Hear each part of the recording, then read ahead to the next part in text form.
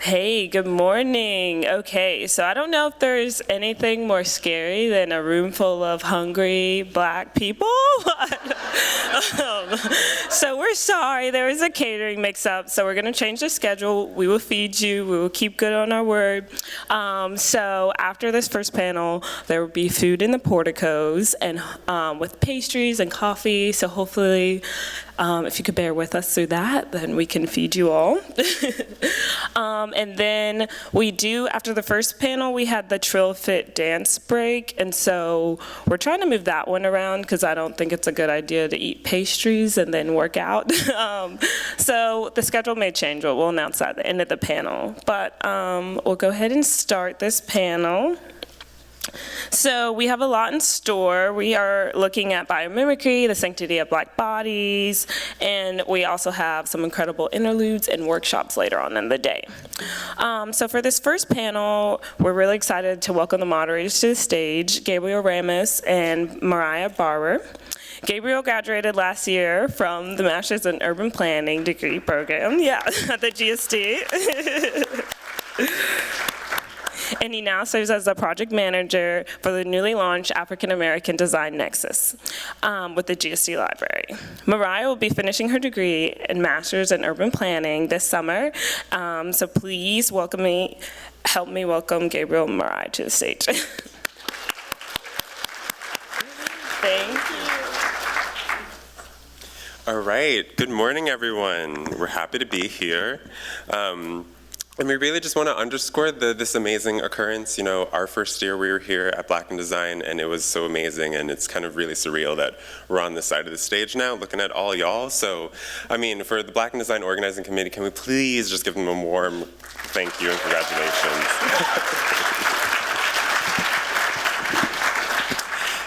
And so, again, you know, this is the whole conference theme is Black futurism, and so we really want to sort of underscore, you know, the fact that, you know, 2019 is ending. And not only does that mean that a whole year is coming to a close, but a whole decade is ending. Like, that's big. I saw this post on Instagram that was like, you know, a whole decade is ending, you know, we're starting a new one. And I was like, wow, I really haven't thought about, you know, the progression that we're going through in time and what that means for a whole new decade. Like, think about what happened from 2010 to 2020. You know, we had President Obama, and now we have someone else.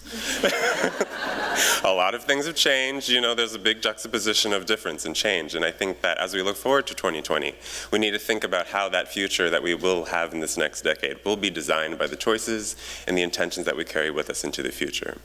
So, to get into that, what an opportunity to present the African American Design Nexus here at Black in Design 2019.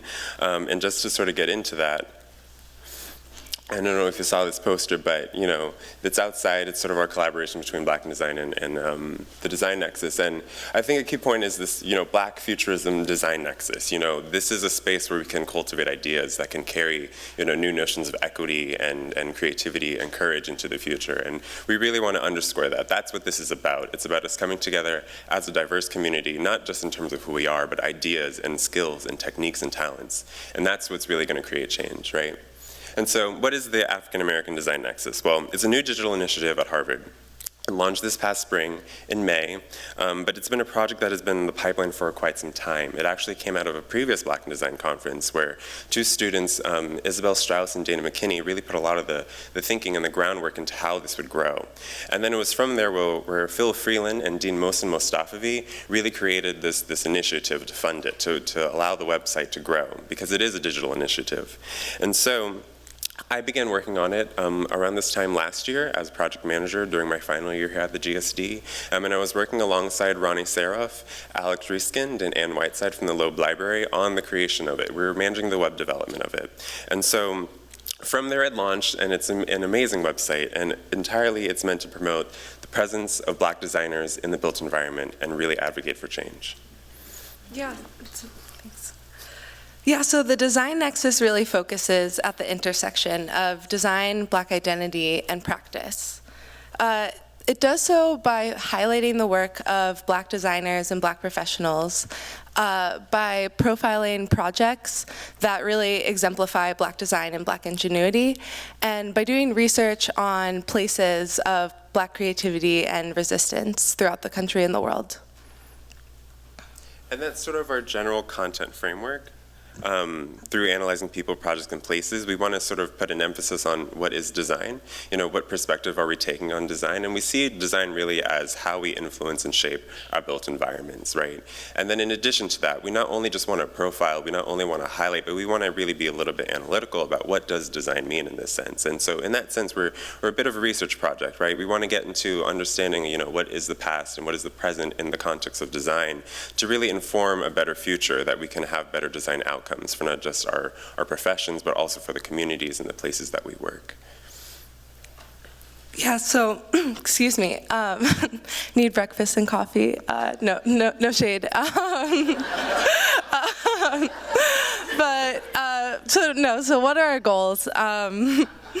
We focus on promoting the presence of Black designers. That's really the main thing we want to show. We want to make sure that people have a resource to go to see work that's being done, to be able to envision themselves taking on that work and be able to see themselves reflected in the field. We want to inspire new generations of Black leaders. I know growing up it was, hard to see and I had to seek out, and we want to make sure that people can go to this and really envision themselves in the field and creating change through the profession of design. And we're hoping that this nexus helps to catalyze change. The designers that we have featured so far on the website all have done such amazing work, and the projects that we show are already change makers, but we hope to, by having it together, inspire even more change from that. And again, we really want to underscore this notion of creating a nexus to catalyze change, because change is not going to happen because of one person. The change that we're talking about to, promote the presence of Black designers and to inspire new generations of design leaders, that's a big deal, right? And it's not just going to happen because of, 5 people, because of 6 people. It's going to happen because we have a coalition, a nexus. And so we're really trying to get, this idea that we need, people outside of the industry to work with people inside of the industry to really create this change. And that's really what a crucial moment like this conference is about. It's really getting those ideas and those people together in that same place. And so because of that, we're going to start, creating that nexus today in a way, So we have an open call for submissions for the African American Design Nexus. We have a little kiosk station in the library where we'll be allowing designers to register to be submitted onto the Design Nexus, because this is all about intake. We want this to grow and grow and grow.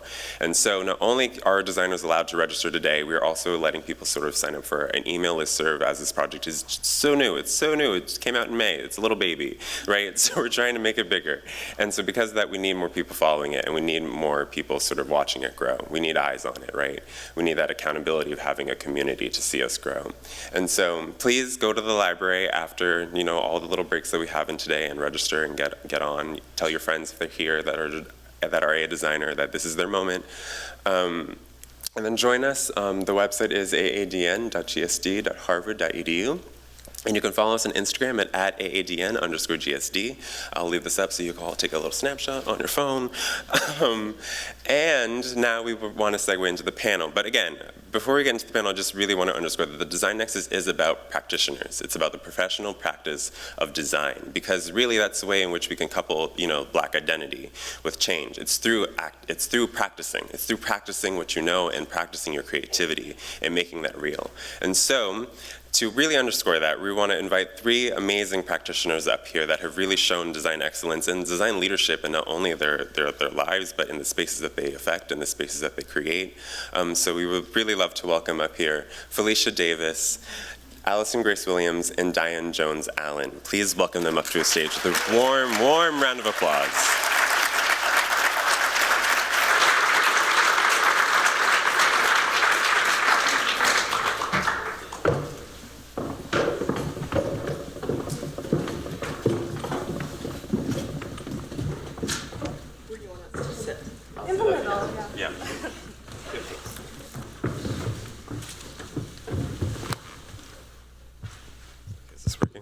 Cool. So our panel today is kind of shaped around a couple of things. You know, the Black Design Conference is about Black futurism. So we want to kind of think a little bit speculatively, but a little bit practically about, you know, what is this Black futurism that we're ushering in, you know, 2020 and 2030, right? So the questions kind of range from, you know, questions about entrepreneurship and professional leadership to more speculative questions about sort of design leadership writ large, right? But before we get into the questions, I kind of want to give each panelist a moment to kind of like get themselves in the space. And so let's just go down the line and kind of just give you a moment to introduce yourself and kind of what is your design ethos in the context of Black futurism, I guess. So Felecia Davis, please start us off. All right, good morning, everybody. It's so nice to see you here. So many people here at 8 o'clock in the morning when I came in. So I am an assistant professor at Penn State University in the School of Architecture and Landscape Architecture. I am also a director there of what we call Soft Lab at PSU, where I work with students, other faculty, and staff on computational textiles and integrating computational textiles for architectural applications. So that means we're experimenting a lot with lots of different teams of engineers, electrical engineers, chemical engineers. We work with landscape architects, geographers, so the practice is very much a collaborative practice and really kind of stitches together many different professions. So I would say that in terms of Black futurism, I would say that maybe it has to do with kind of stitching and knitting together things that you never thought would be knit together, and from there transforming what practice could be. Hi, everybody. This is really great. My name is Allison. Well, you don't have to say the grace, by the way. It's there just so I don't get confused with the actress, right? But I am so old school. I'm an architect, you know, 42 years of corporate practice. And after that 42 years, decided to start my own little studio, which is really just me, as an umbrella to do whatever comes next. You know, the nexus of an undergraduate degree in the practice of art, a master's in architecture. I've been an AIA member forever. I'm a stone cold practitioner, and I would not do it any differently all over again. But with the new studio setup, it allows me to do things like be here and teach a little at Stanford and do a lot of design crits and find other elements of life that weave together to make out whatever that future is and how it contributes to the future that is Black. And it's a subtle variation on the order of the words for me. Oh. Coffee. Thank you. Yes. Good morning. It's really great to be here. It's actually an honor to be beside these, you know, exciting designers. I'm Diane Jones-Allen, and I'm director of the program in landscape architecture at the University of Texas in Arlington. No one knows where Arlington is. Arlington is in Dallas-Fort Worth, so it's a huge metroplex. And I'm also principal landscape architect for Design Jones in New Orleans. And our work really, especially post-Katrina, has really centered around history and culture and using that to kind of preserve life and space for vulnerable communities. And that's kind of how I see the future, that it's really important, especially because vulnerable communities, those who live in the wetlands, on the coast, on the landfills, you know, are people that have a right to be and a right to a future. And our practice has really been centered on that. Great, thank you for those introductions. In sticking with the future of design and Black futurism, I wanted to ask y'all, like, what design futures are you advocating for in recent years and in looking forward? Can I start? You just need. Good question. What design futures are we advocating for Black design and Blacks working in design. I would say just having worked in technology a lot in the last 10 years, I would love to see more African Americans, people of color, working with technology to integrate the way technology has now seamlessly connected with architecture.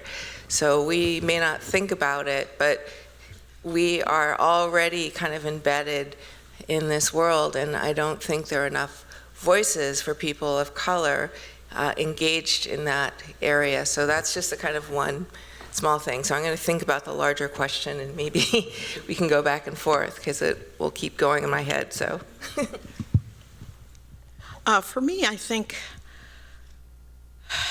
it's important that whatever comes next, that we make sure that the richness of our compasses, the richness of our roots, we have the same roots, but we have really different roots. The individuality that's represented here, among the 200 people in the room is incredible.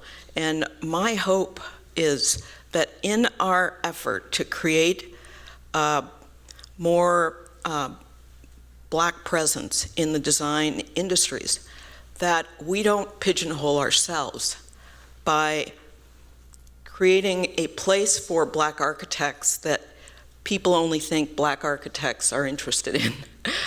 We have to make sure that we are well represented for our exquisite capabilities, talent, our ability to engage and not assimilate and not be an angry Black person, but just be there and bring whatever it is that makes you you and the particular way that you see the world, because that's how change is going to happen, to bring it like whole cloth to the table, ready to be part of the conversation. So that's my hope for the future. Great answers. And to kind of piggyback a little, so I see a future where there's an exchange of knowledge. So an exchange of knowledge so that designers exchange with communities so that people have a sustainable future. That people of color, all people, have a right to claim their space and to be stewards. And that puts them in control of where they live and how they live. And that will take, an exchange of knowledge. Right now, things happen so top-down, even in the design world and the people we work with. And so I see a future where it's more back and forth, so that when you leave, people claim and own and know how to take care of. So that's the kind of future I see. Great, thank you. Yeah, so kind of in line with that, the Design Nexus is about practice. And that is, in a sense, like a leadership quality that you have to kind of grow into to become a practitioner. And we think it's really important to sort of really underscore practice because there's an underrepresentation of Black designers, right? But it's not just enough for us to become Black designers and work at all these different firms and work for all these different organizations. We also need Black designers to become leaders and practitioners and to start making their own practices and start collaborating in a larger, more sort of engaged sense with the design world and the design industry. So what is the role of entrepreneurship in your sort of professional trajectory? How did you identify as a practitioner? When were you like, I'm going to start my own firm? And you don't have to start, Felecia. We can mix it out. Well, I can start. So lots of times I'll get that question from young people. They'll say, oh, did you do a business plan? Did you look? I said, no. So the opportunity just came, and that's what I say. Don't worry about a business plan. Just get a project and do it. And so, that opportunity came to me, and I took it. I quit the job. I was working at an architecture firm, and I quit the job and just started working on this project. It was 16 Head Start playgrounds, and it came to me because they took it to an architecture firm who didn't do playgrounds, and so they knew me and said, "You want to do these?" And so I just did it. But another thing too is that, especially for and I don't want to like to make generalizations, but for us, often you can't think to get work the typical way, like waiting for the RFP and applying. You kind of have to make it often. You know, you kind of have to go out in the community and see a need and work with people and make the project happen. So that's the kind of the entrepreneurship of it. Like, yeah, you do some of that regular RFP stuff, but often you're not going to get it because you are who you are. But lots of times, communities and people will work with you. You make that happen, kind of yourself. You kind of work bottom up. Yeah. So, I think that I'm not an entrepreneur. And I think it's okay. I think I'm totally in admiration of people who are entrepreneurial and have the guts to start their own firm, or people who are advocates outwardly for their beliefs as they relate to design. But, I for sure wouldn't have had my own firm. I mean, it took me 42 years. So, but that said, for me it was really more of an entrepreneur of ideas. As a design partner in really two major firms, Skidmore, Owings & Merrill and Perkins & Will, I wouldn't trade that for anything. And I think it's really important. I mean, I look back on it, and maybe to some people it looked isolating and irrelevant, but in fact, I was very comfortable in my skin there, and the idea of being involved in projects at that level and really being able to bring big ideas to the table, to inspire others in that situation, is a very different way to practice than having your own firm. I'm not so sure right now I would have my own firm in the classic sense where I was trying to get work. I mean, it's my own firm because I can do what I want. But that's also that it's a time in life where I should be doing exactly what I want and kind of shedding all the other things. I think your comment about it's your time in life where you should be doing what you want is really important and so true. I would say that for me, starting my firm really had to do with a sense of, at the beginning, frustration of doing things that I did not think were relevant and were interesting to me. And so I was very frustrated and was trying to figure out, well, how can I begin to do the things that I would like to do and make the work that I would like to do, and intersected with teaching at that time, and that allowed for this moment of transition to having my own base and working on a kind of trajectory of work that I was interested in. But definitely now I feel I'm in a different time of life. That was, I don't know how many years ago, like maybe 20 years ago. So I've had that experience now under my belt and feel that now I can do other things. I can be sort of more adventurous and try some other things. And speaking to the entrepreneurial comment, I just want to say that sometimes we architects think that we're not innovative, but it's really, if you sit down and look at, for example, if you go online, look on Google, Google up some patents, for example, you read how they're written, and they're saying the same things that we do as architects every day. They're saying, here's my idea, here is what's interesting or new about it, and here is what's valuable about it to other people. And I think that architects, we do that all the time, but sometimes we don't realize it. And so that was one of the things, that was kind of like a discovery as I was working, that I sort of stumbled across, and I was like, oh, maybe this is an opportunity to think about architecture as a way of seeing something new that you can bring to people that they hadn't thought about before, simply by reframing it. So speaking to that.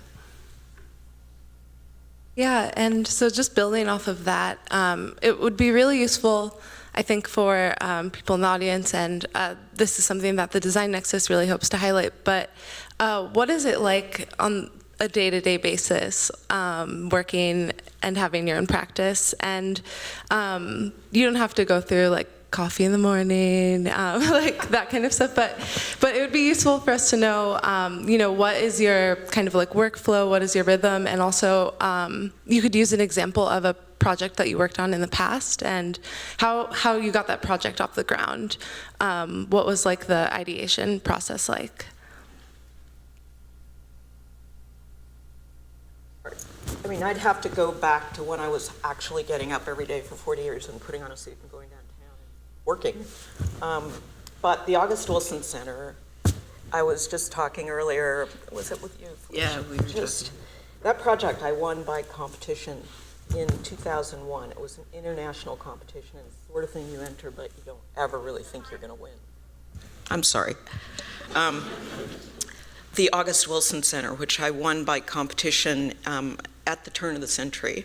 You enter these things and you don't ever think you're going to win, and then you win it. And you just watch yourself unfold in a way that you didn't know was possible. And all this was done under the auspices of really corporate practice. I won it in a corporate situation. I advocated to enter the competition. And I'll say life has never been the same way since. It remains the only culturally specific, specific project that I've ever done, but it will remain that reference point for how everything is intertwined, not only the technology and structure and everything, but culture and urban design and just people and oppression in the city where you're working. But to the present day, I do get up and I do have a cup of coffee.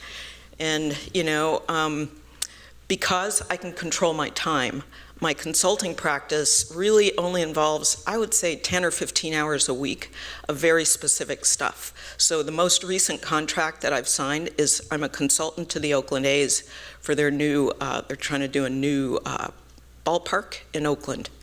And so it's about a lot of conference calls, a lot of going across the bridge because I live in San Francisco, but it's also about like renovating my kitchen with my own hands and laying a slate floor and playing with my two big dogs who are almost total 300 pounds. So, I mean, I'm trying to make it seem like, there really isn't a place where you actually arrive and you finish in this profession. I think the fact is that you evolve in this profession. And, I think along the way you have certain checkpoints and your routine changes and you have to allow it to change because only through that will you actually kind of really find your full potential. So I'll say like for, a small practice like ours, the day, it's always different. Every day depending on because either you're trying to get work or you're doing work or you're out in the streets or you're traveling. So it depends on the project. And that's the exciting thing, is that no day is the same. 2 days ago, I was in Detroit, hugging the mother of somebody whose kid was shot and who wants to do a memorial. Sometimes, we do a lot of engagement on one project, which I think a little bit of it is on that Design Nexus, the MLK walk in New Orleans. The project was sponsored by the Merchants Association, so we were spent most of the day fighting with them, saying you have to have engagement. I know you have the money. I know it's the city's land, but this is a contested space. And then a couple weeks later, we're out on the site, with the community and the contested communities talking about the site. And then sometimes, because it's a small firm, like only 6 of us, I might be drawing or I might be talking to the client. But that's the exciting part, is that, you'll be doing a myriad of things, and everybody does a myriad of things. And with myself too, because I run a landscape architecture program. Yeah, I'm back and forth between New Orleans and Dallas a lot, but that's really wonderful because that kind of gives me inspiration, and to be able to feel like I like running that program because it makes me feel like I'm contributing to the future and making sure the profession goes on. And the students are really inspirational. So when I'm facing things with the practice, they inspire me. But, with the kind of practice that I have, you just don't know what you'll be doing, which is the exciting part. Sometimes, you're sitting around saying, how are we going to eat? We need more work, Or sometimes we say, we have too much work. How are we going to do it? We need more people. But anyway, so it really varies. And that's the excitement of it. I would say my practice really, because of the way that it started and evolved, it's always involves balancing teaching and practicing. And so I'm always working with students, other faculty, people from other departments on producing projects which are sometimes hair-raising. We don't know if things are going to work the way we think they're going to work. There's a lot of testing things and failure. I learn a lot from my students, and we learn together. In terms of funding, Diane was talking about, are we going to eat or are we not going to eat? Basically, it means that we together as a lab are writing grants and trying to get proposals out to go after projects that can pay for us to do other projects. So I think that each day is really different because we're not doing the same thing all the time, and we're working with different people all the time. You touched on education, so I kind of want to have a little segue into an educational question.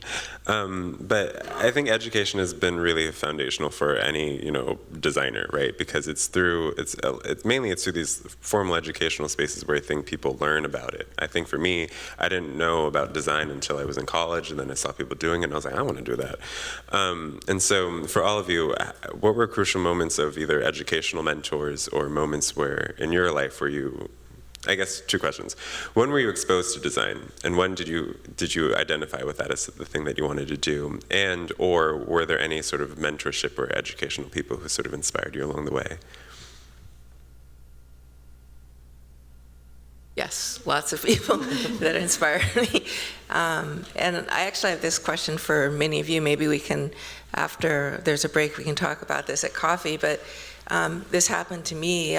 For some reason, I don't know how it happened, but I knew that I wanted to do something in the building science. I knew I wanted to be an architect. I'm not sure how that happened, but I think it had to do with really my parents walking around and talking with me as we were walking about different things that we were seeing in our neighborhood and different things that we'd see in places that we were going. And so I think maybe that was perhaps where the seed was planted. But also, I spent many summers in Chicago with a good family friend, and that family friend happened to be Wendell Campbell, who is the founder of NOMA, one of the founders of National Organization of Minority Architects. And during those summers, we would walk through his firm. I was very young, but I would see things going on there that was like really exciting. I was like, wow. This is so cool. I want to do that. So he was a kind of inspiration for me, and I think very important inspiration because he was there for a very long time in my life before he passed away. And so I guess you could say that would be a very important person, and probably each of you have one of those too, and have a moment where you suddenly were like, wow, this is for me.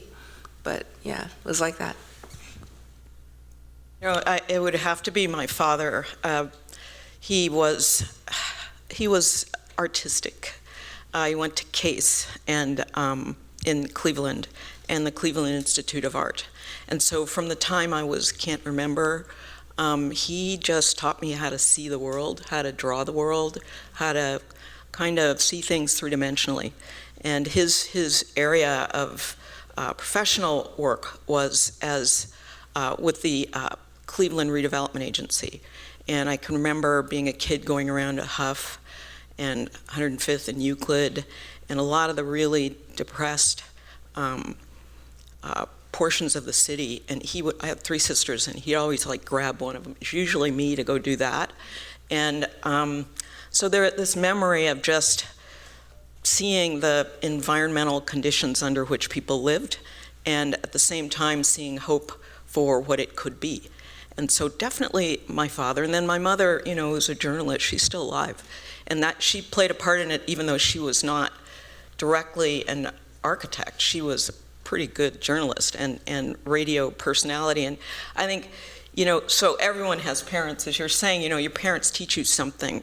They're not by far the only mentors I've had, you know. Along the way, there are other Black architects who at moments when I felt rather isolated in my choice to choose the corporate path, and I was succeeding at it, I'm not so sure that there were a lot of people who tried to derail me from that, tried to send me into planning, no insult for that, but into planning, interiors, administration, or technical pursuits. But I wanted to be a design partner. That's what I wanted to do. That's what I saw my best agency. And I can remember along the way talking to Max Bond, talking to Norma Sklarek, and a series of other Black architects, but also there are a whole lot of people who inspire you who aren't Black.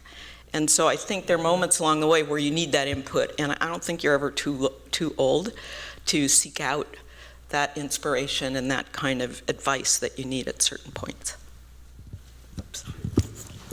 So, as a kid, I knew I always wanted to be a painter because my brother, who was 7 years older than me, was a painter, and he went to MICA, which is the Maryland Institute College of Art. So I knew I want to be a painter. Oh, MICA, yeah. And so I ended up going to Washington University in St. Louis to their art school. Oh, yeah, Wash U. But then I took this summer. I was trying to get some credits for that. I took an art history class, and Professor King at MICA, so I took the summer art history class at MICA, and she was showing us all these paintings. And so then I decided this was, I guess, maybe the summer of my sophomore year. So then I decided I wanted to be an art restorer. So I started taking organic chemistry and the chemistry of art objects and all this stuff. And so I had to take the GRE because my plan was to go to the Winterthur School in Delaware or this school in Brussels to study art restoration. I had this vision of being in the Smithsonian, you know, repainting or at the Rinks repainting the Night Watch or something. That was mine. And when I took the GRE, believe it or not, you get, people see the GRE. And so I got a letter from the GSD saying they had something called career discovery. And I was like, I'm going to, and it was like a 6-week, so hence, woo for the GSD. So, because the GSD changed my life. So it was a 6-week summer program where you come and you learn about architecture, landscape architecture, and city and regional planning. And I'm like, I'm going to the Winterthur School or Brussels. But I looked at it and they had a description.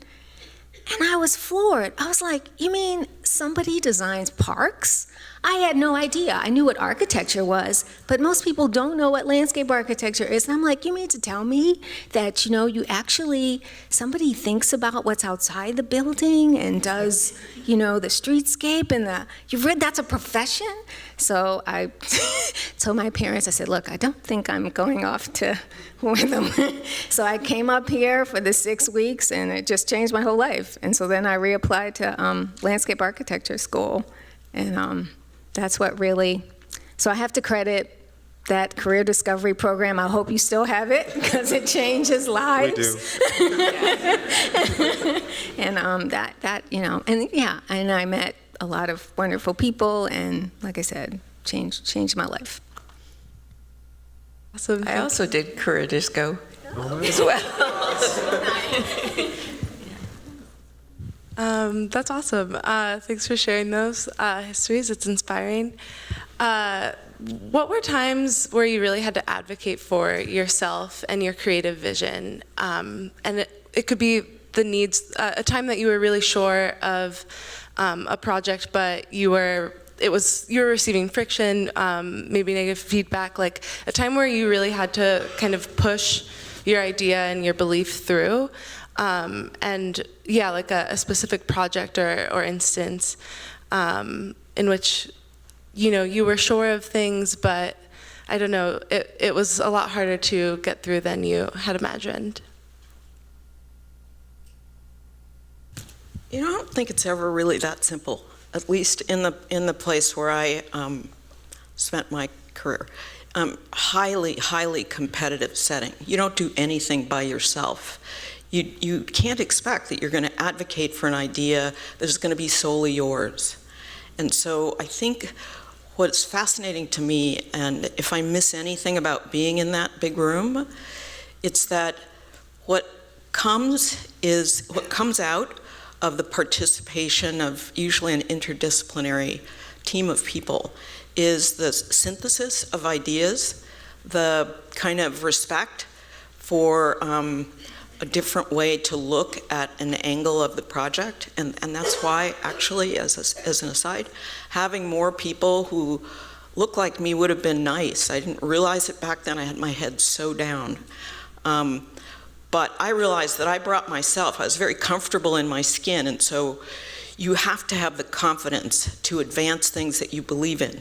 You can't expect that it's going to be your way, no matter how strongly you might feel about something, because the idea of team practice is that you're there to engage the broader conversation that involves not only different ways to look at an idea, but different kind of ephemeral things that are going to affect what you end up doing. And so I would advocate that if you choose, and many of you may be thinking about the idea of working in a big majority practice, I would never discourage you from that. But it's a highly competitive place. And when you enter into that, you have to bring your confidence, and that's different than cockiness. It's confidence in yourself. So you're not going to get derailed. And when I look at the projects that are the most successful ones, I see all the people on my team. I can't look at a certain part of a project without remembering that there was a day when some 20-year-old, fresh out of, or still in college, who was an intern, put an idea on the table. And because I admire the leadership style that I have, my ears were wide open, my mouth was shut, and my pen was loaded. And I think being able to have those three things kind of always at the ready, so that when you see somebody or you see an idea, or you see some kernel of thought coming, you don't care where it comes from. You grab it and you help to integrate it or disengage it or make it better. I really need coffee. I'm so sorry.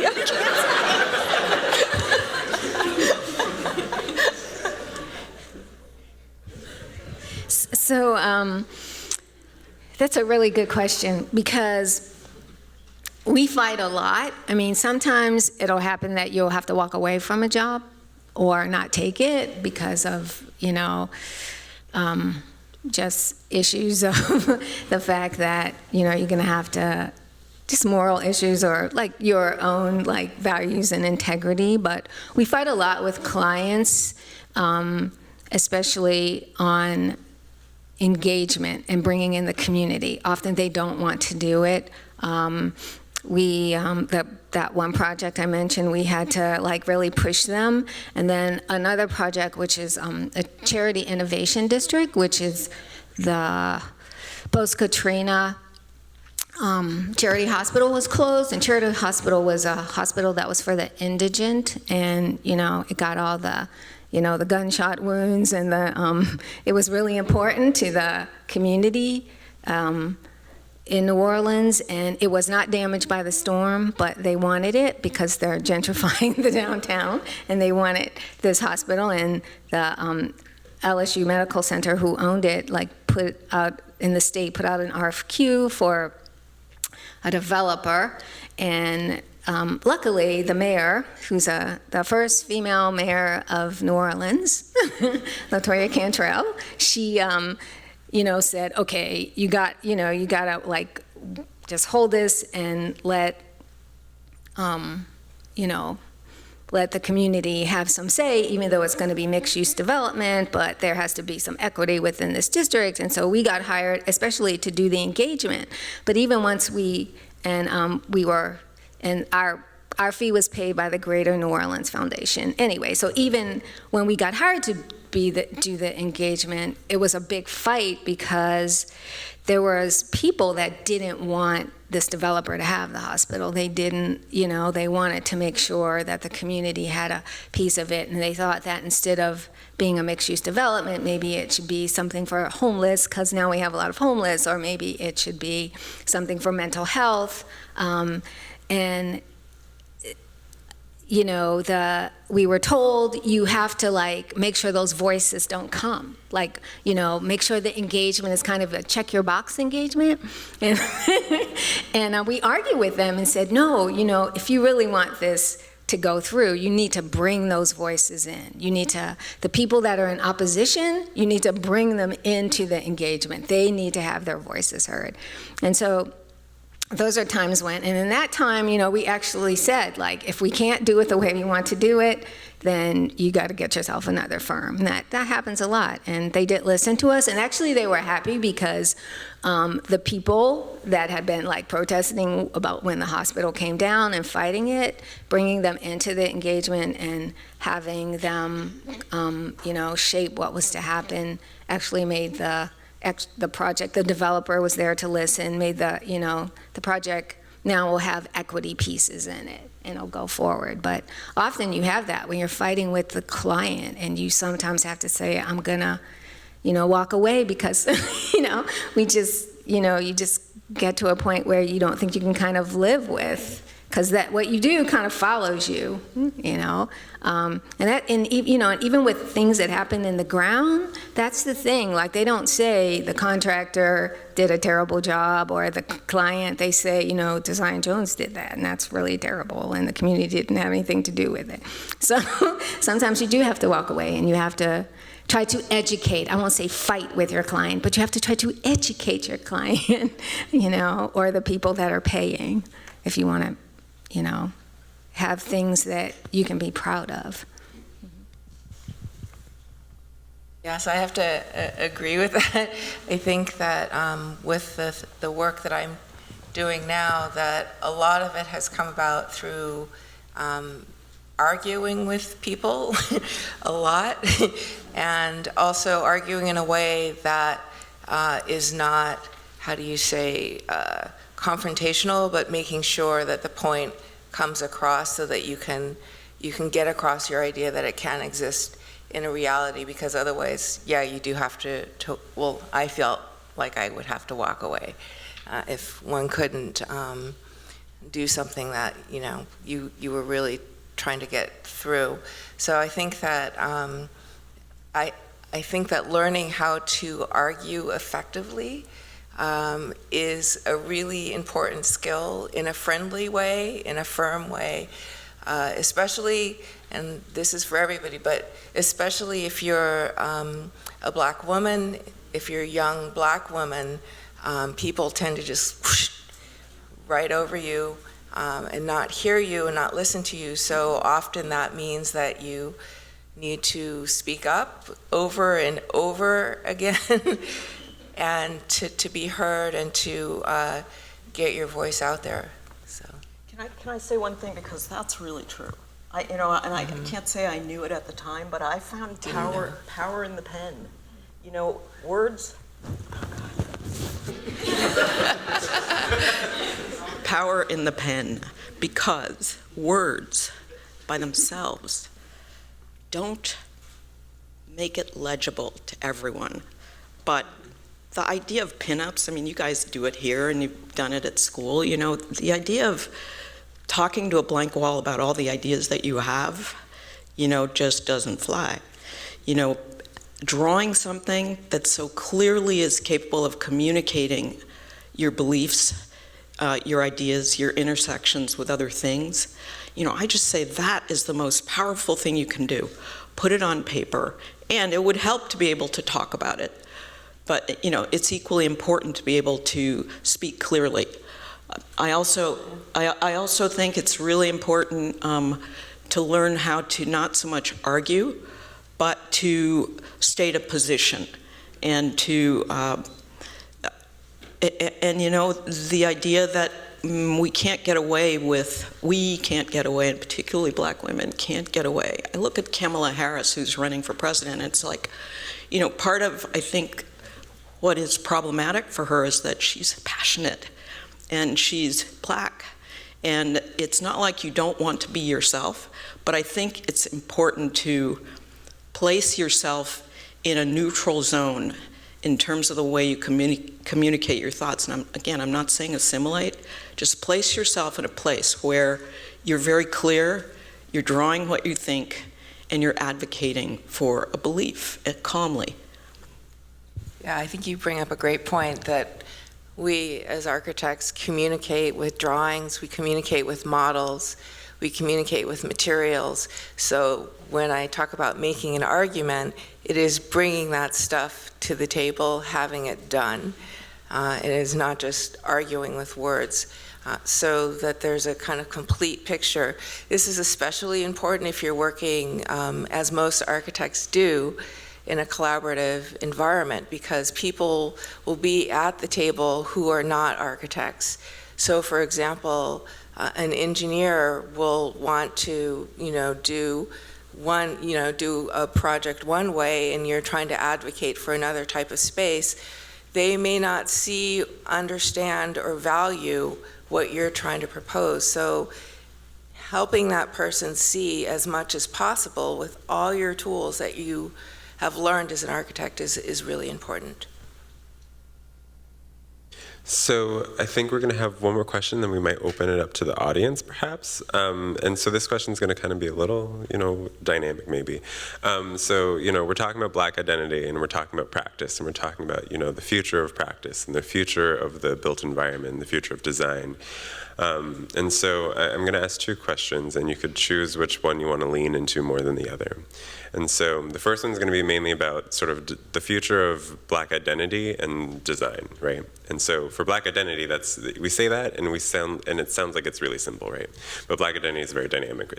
For every Black person, we have different identities, right? I'm Black, but I'm also Puerto Rican, right? That's different than someone else who's not Puerto Rican, right? And so, as we're sort of thinking about the future of practice and the future for our different disciplines, where do you see the space for Black identity to be in there? And where do you see Black identity to grow, to influence these different disciplines more so than the other? But then the other question is going to be, similar to Black identity and similar to design in the future, but it's more related to what we will design in the future and the changes that you perhaps want to see take place in the disciplines that you're a part of, whether it's landscape architecture or architecture.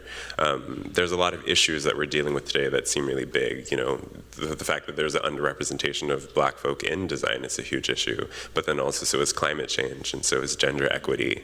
And as we're thinking about how all these things compact, where do you see space?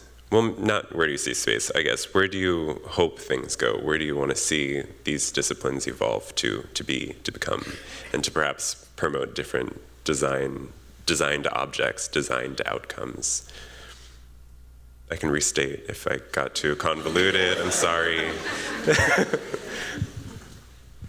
Well, I'll speak to the Black identity thing. So it's important because we're celebrating, or about to celebrate, the landing of the first, Black body in Jamestown. That's coming, yeah. And so, and also, we're realizing and claiming that our ancestors actually were brought here for their knowledge, not. There's a myth that we were just brought here for our labor. We were brought here because we knew, how to grow rice and how to grow cotton, because the environment, especially, the land, a lot of the places we were brought in the South was very similar to places we came from. So we had vast knowledge of building and materials, and, and we're beginning to realize there is nothing in this country that we didn't have a hand in, nothing. And Yes, thank you.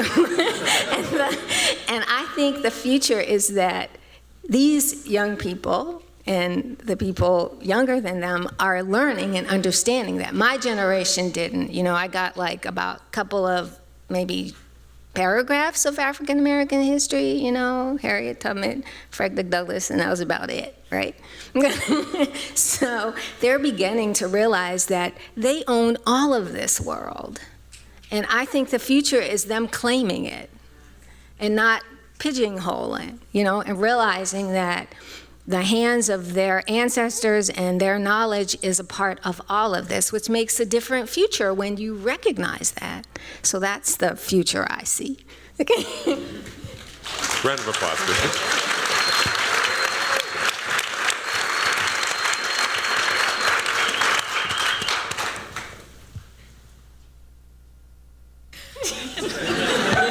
All right, so I think we're like a giant daisy chain, because what Diane just said is critically important, and I would take my vision for the future that I don't self-identify as a black architect. I'm an architect, and I happen to be black, and if you get to know me, you see that I'm black. You probably see it before you get to know me now. But in a working setting, you know, I feel that I come from a place, even when I'm in a room filled with people who don't look like me, I'm coming from a place that is me. And I just can't say it enough that this fear of us pigeonholing ourselves, because I believe in the profession, first of all. I believe in licensure. I believe in practice. You know, I believe that buildings aren't the only thing that make the environment. You know, it's across the board, all of the things that we've been talking about here. So I think it's really important that we all present ourselves within this fabric of the professions in a way that, as Pierce was saying last night, that follows our compass, and that we can look in the future and see that there are a lot of people in the profession who have achieved amazing things because they are great economists, or they're great engineers, or, you know, and they happen to be black. It doesn't make them less part of the daisy chain. And so I just hope, you know, that you take the path. You know the path is there for you to take the path that fits for you. And I don't think there's anything wrong with being a black architect. Obviously, you know, the room is filled with us. When we go beyond this room, though, it's really important to remember that you are more than black. You are proudly, deeply, fundamentally black, but you've chosen a profession, or you are in the process of choosing a profession. And what you want to do is excel in your ability to command that profession and to change that profession through your command of it. I don't want to say ditto, but I would say black identity is what you want it to be. And really it's for you to shape and to be free within, and for it to be a liberation for you, not a burden.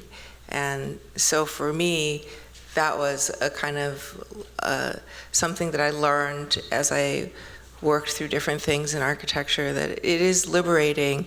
There's so much about our identity and our culture and past that has yet to be unearthed, that I think can really help us imagine what new futures could be.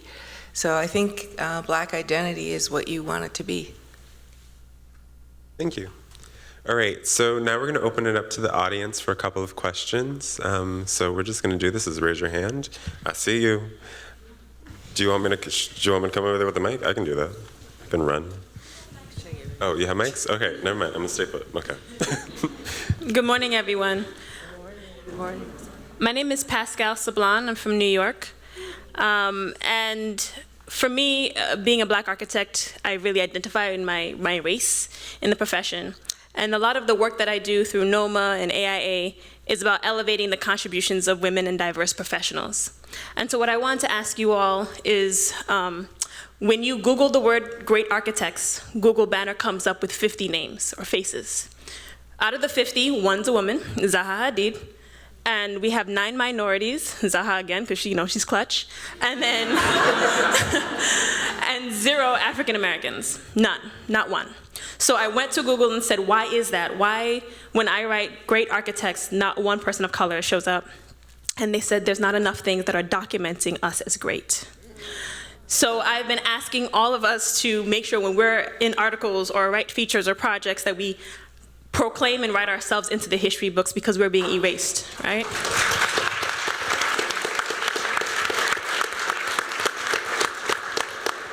So I wanted to ask you 3, how are you proclaiming your presence and your impact on the built environment? How are you making sure it is documented that you are great and the great work that you're doing so that representation matters and it will inspire all of the future to come? Thank you.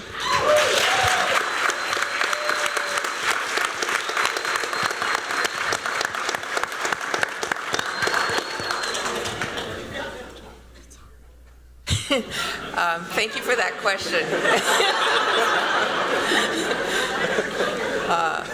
I think an amazing question. You're absolutely right. You have to take the time to get your work published and get your work out there. And in the process, when you are doing that, you are also changing the values of what publishers are looking for and what is valued by others. So I would say that. That's a great question. I don't have an answer for that because I think that it's quite possible to not be very self-advertising, and I have always shied away from that, and I think that it's a generational thing a little bit. But I will pay more attention to that. It's like now at the point where people are calling, asking me what I'm going to do with my archives, which is like, that's going to be a choice. But I think in a kind of less kind of end game way of thinking, there needs to be a way to properly promote or enlist the fact that I've been doing this for 40 years. Those lists are also just the product of the idiot who did them, and so there are other lists that aren't quite that kind of stupidly exclusive. So I say let's not generalize too much because there are lists that I've been on. My dear friend Phil Freeland has been on. There are other lists, but your point is very well taken. Thank you. So, yeah, good question. And I think, that you have to do the work, right? If you do the work, then, because, and it might be generational, we really need to update our website. I think I don't even belong to Facebook. I might have one, but I don't have a profile or anything. I think I'm on LinkedIn, but that's about it. But I've been fortunate because, when opportunities come, like the Design Nexus, or a couple of years Landscape Architecture Magazine did a feature on us, or when these things come, yeah, we take it. And but I think they come because you're working and you're doing stuff. So then people say, oh, that's interesting. So yeah, I think that we have to be out there doing stuff, striving to maybe not be great, but to make an impact. And then usually, that speaks, yeah. Can I reverse engineer that question for a second? So one thing is that you were mentioning that you were looking for things on Google. And Google has its way of searching for things which may be not shaped by people of color. So I would say part of the question also involves looking at it from the other direction, which is that maybe we also need to advocate for, you know, the technology, people working on these algorithms, to change it so that the values, there can be more values displayed within what you search for. So. And then I wonder, sorry, I just wonder if there's a project out there that's trying to, you know, capture the presence and the archive of African American designers. I wonder if that's here somewhere. I don't know. Go to the Francis Loeb Library after. Hi, good morning, everyone. My name is Keturah Dior. I'm from Philadelphia. I'm not an architect and will never be one. I am a designer. I actually started as a jewelry designer many years ago, before there was China, before a whole bunch of things. I'm a sort of millennial trapped in the body of a baby boomer.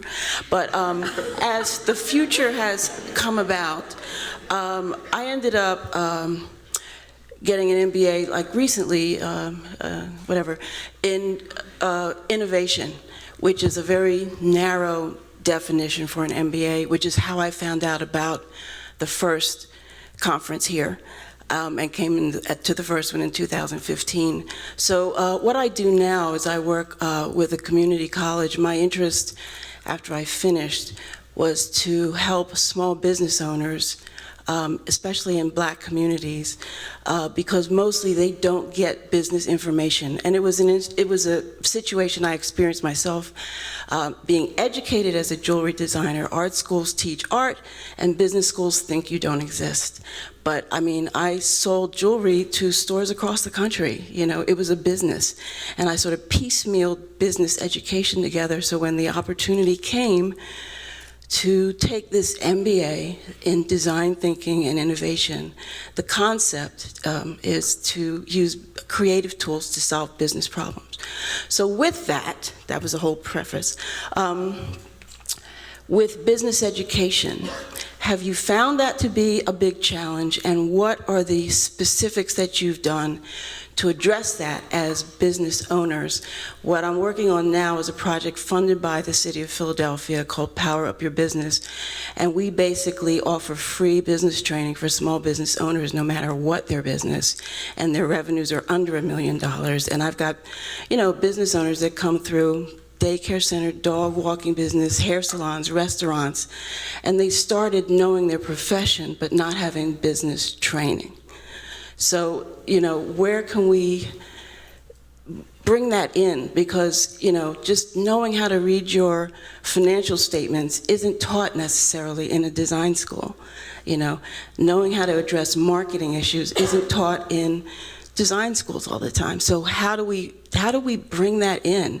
Because in order to get your small business going, you've got to know how to do that. And even little things, like one of my business owners applied for a grant. She didn't bother to read the specifications of the grant, you know, like you have to know how to do that, how to package yourself, how to present yourself. Where do we find this business education for our community? So that's my question. Or where did you find it?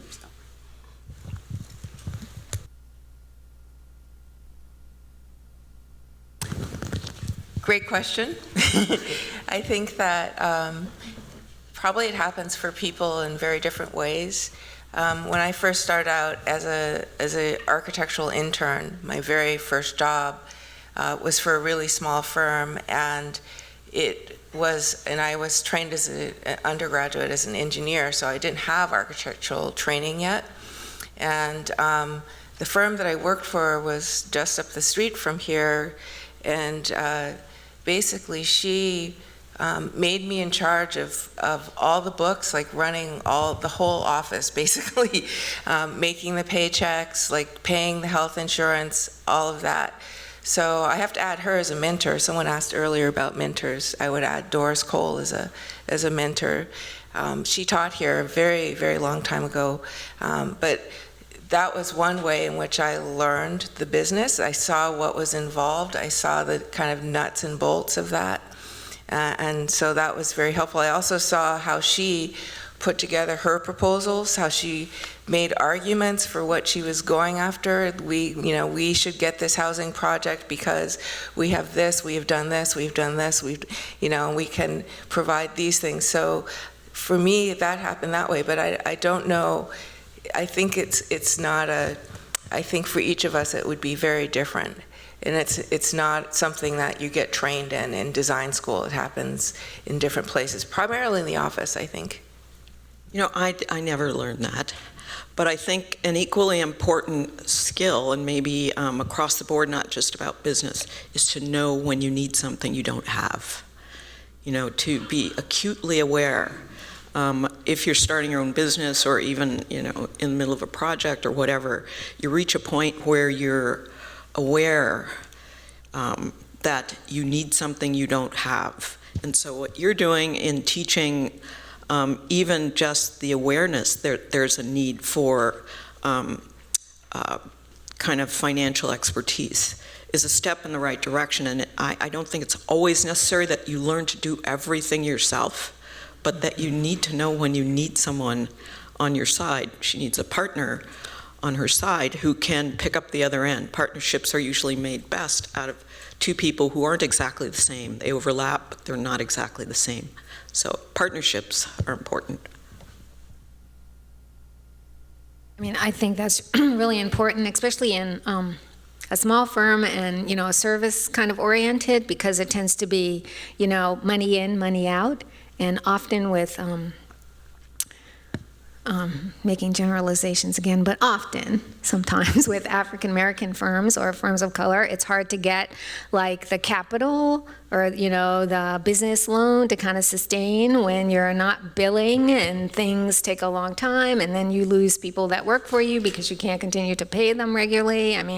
We, you end up going up and down with employees and all those kind of things, so it is very difficult. And so having some kind of assistance like that would be great, because it's not, that happens a lot, and especially with design firms, they kind of go under or switch a lot just because of being able to keep it afloat when projects aren't there, and to keep people working because of the fact you don't have that big pot of capital that's sitting there. Yeah. Do you have another hand? Oh, okay. Okay. Hi, good morning, everyone, and the panelists. My name is Isabel Trujillo. I work in Colorado. I just graduated from college, bless God.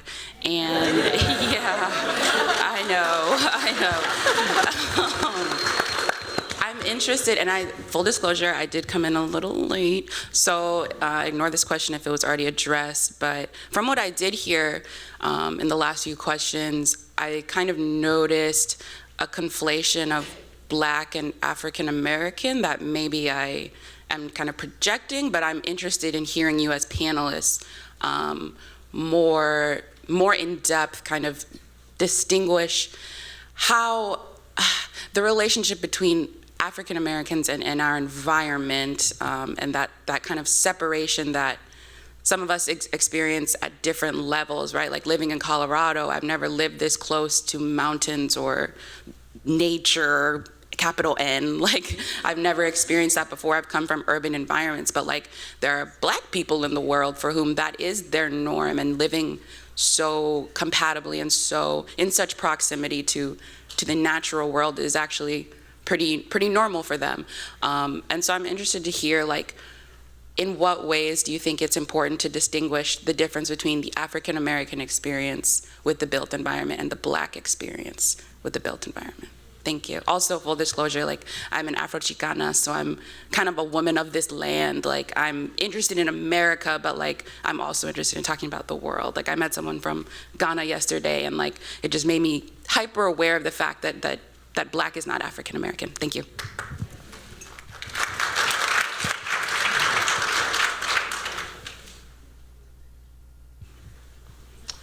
Again, I think it's a little generational. I don't think I'll ever say anything other than Black.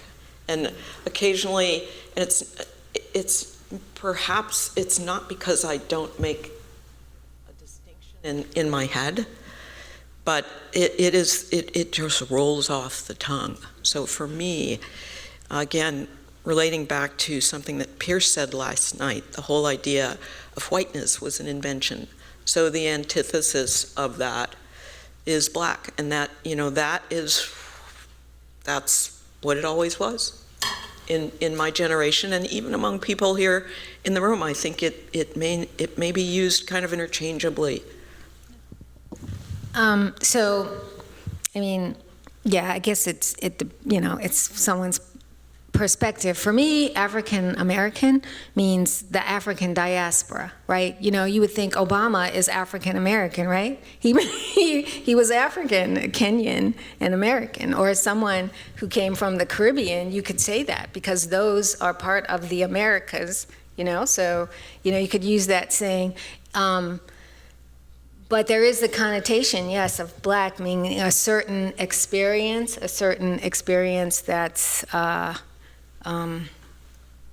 Or even when people say African American, sometimes they narrow down. They might not think it like I do when you're including the diaspora, right? Because African, most people of color have some part of that. If you follow how that happened, how people got to the Caribbean and what happened. So if you're thinking about the diaspora and you said African American, you really could include everyone. So I think it's the perspective on that, And but maybe when I say African American, people are thinking of that small kind of USA experience, as opposed to when I'm in my head thinking African diaspora, right? Because I have a really good friend up there, Mariah, who's Puerto Rican, and I could say she's part of the African diaspora. So yeah, I guess it depends on your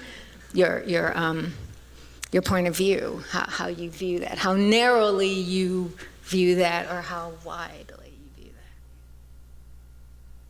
that. I would say that I have heard the words used interchangeably, and just going back on experience, when I first really started looking into Black identity in architecture, I came across a book that was written in 1968, which was the kind of heights of the riots going on in New York and in different cities. And that book was called The Negro Walking Tour. And so there are all these terms that, as I read and began to use the different terms within my work as architecture and as an architect, they changed over time, right? They meant different things over time, and I think they are still changing. And that these things are alive, language is alive. And so I would say it's African American and Black. These terms are changing again. They're already like what we think they are. They're already changing now. So for me, that's a tricky question. It's under definition. Yeah, and it depends on where you are. I mean, like in New Orleans, there are people that consider themselves Creole, and they don't say they're Black. I mean, I had someone recently, a student pull me aside and tell me they were colored. And so it depends on one's point of view. Yeah, and I think as you look pretty young, as you go through your life, you're going to have all these terms that were kind of embedded within you as you go through time that will be changing, and you'll use them differently. That was a great question. I just want to check in with the organizing committee on, how we're doing with time. One more? All right, make it good.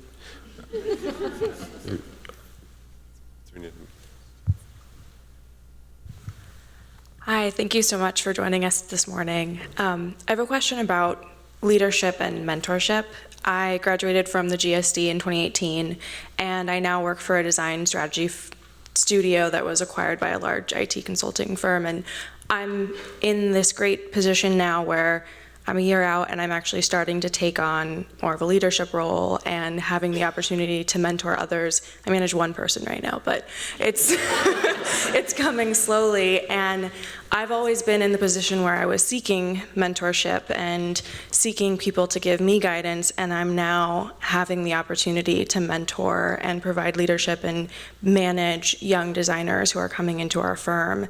You spoke earlier, Allison, about being a leader, being a mentor, being open to young designers in your space, and I wonder how you think about leadership practice and mentoring young Black and brown designers.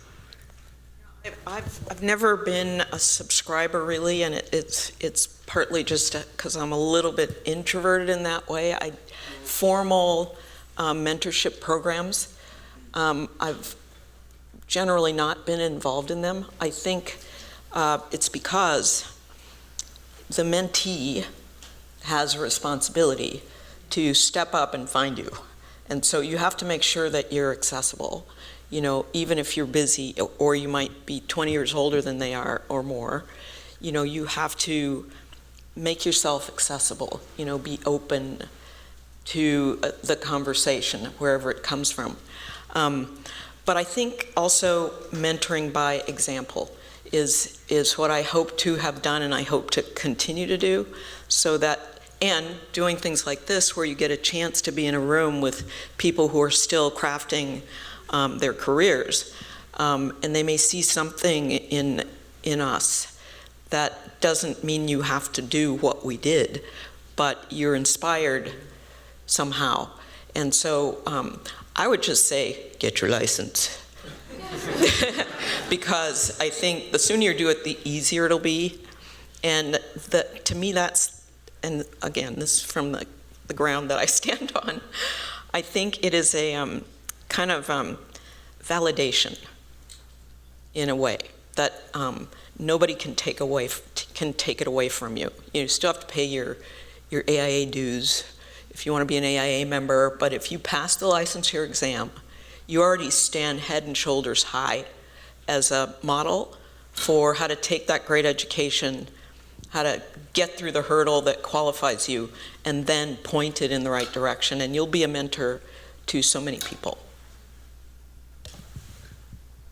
Yeah, mentorship's really important. I myself, I know the little that I've done wouldn't have happened without other people. Everett Fly, Perry Howard. I mean, even though we're the same age, Walter Hood has like been a role model and mentor for me. So it is really important, and just having them around, being able to talk to them when I need it, when I was going through stuff. And so it is very important to find those people, because they can really help you. Yeah, your question was really, how can you shape yourself to help others? And I think that's a beautiful question. And it's tricky because I think mentorship also requires a kind of match of personalities, otherwise you don't have a free flow of communication. And the free flow of communication is the thing that allows you to really get the information that you need, like the really personal stuff that relates to how you are specifically.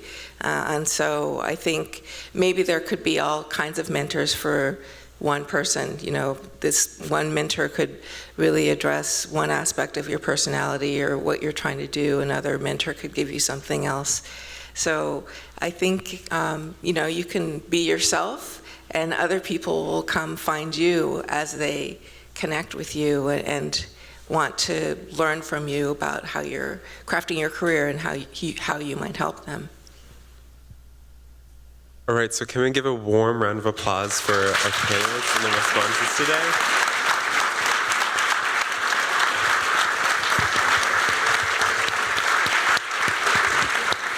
And I just want to thank them for sharing their perspectives and sharing their stories with us. It's very impactful and influential. And I just want to give a final plug for the Design Nexus. We'll be in the library with an open registration for all the designers that are here, and for those who want to hear more about the project. We're here all day. The panelists are here all day. I know there's a lot of questions that we weren't able to ask, but we're here. Find us, talk to us. And also, the Design Nexus and the GSD will be continuing to document, the Black in Design Conference. And so, if you want to find us, talk to us, we're all here. Please join us. Thank you.